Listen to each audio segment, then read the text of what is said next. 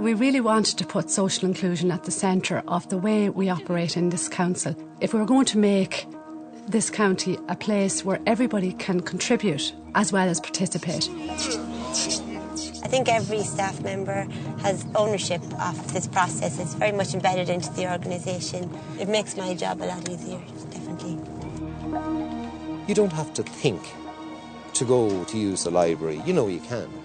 You don't have to think to use any of the public offices. You know you can. So it was given to you. To us, it starts with attitude, and you can do an awful lot with very little if you have the right attitude.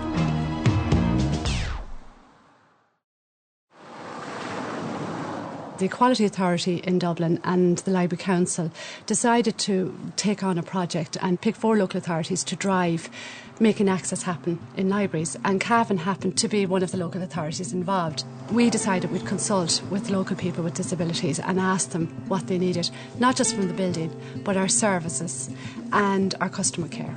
And that's where everything started here in Cavan, from that small little nugget in 2003. I started here back in 2007 and I came on board as access officer. You can see all the changes that have happened over the last few years. You can see like the new road crossings, the drop curbs and the disabled bays.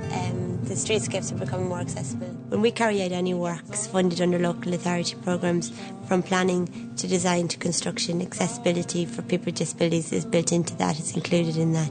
We have a disability advisory group called our CRAC Advisory Group, which is made up of 13 local different disability organisations.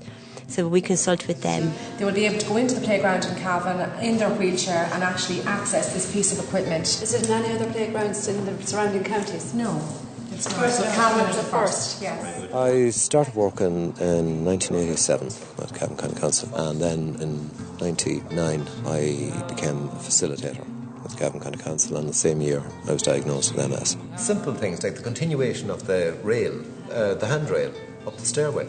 Naturally, you're worried, where are you going to be able to continue in your job? But they converted what was partly an old toilet and another office, and so that they gave me an office with an ensuite as such to it, which was, at the time, was a brilliant effort. I'm talking about 1999. It was kind of, if you can't plough through something, you can plough around it, and I think that was the attitude that was there. But there was that, it was a good feeling that was there with all the staff. As you remember, the old days we had to step into the building. That's right, indeed. Now there's a level access. Yeah, which is so important. Virginia Court House is a good example of an existing building which is now accessible. We renovated this building back in 2009. It was all different levels in the ground floor. It was completely inaccessible. Automatic door openings and the whole works. Fantastic, yeah. As you walk in, there's no level changes. It's got metre-wide doors, wide corridors, so we've done the best we could do with an existing building. In the old days, there was, I think it was... Local authorities, right up to 1991, had no power to make any decisions independent of central government, and I think society, rightly throughout the 90s in particular, started to look at the area of inclusion as being a fundamental part of a healthy society. Society has moved on, and also I think local government has moved on. Building regulations so bigger. The Consummate Park recreation facility came about when Cavan Sports Partnership, when they were drafting their strategy, it's called Sport for Life, Sport for All. They met with older people and they identified a need for an activity centre that's affordable in the area, so that's how the idea of the outdoor gym style equipment came about. Like when we took our old folk away last year and we stopped for a picnic, well, they were all delighted where we stopped because they all use these. Must be for your muscles or for your shoulders or that. I don't know. It reads on every one of them anyway. I didn't read it to tell you the truth.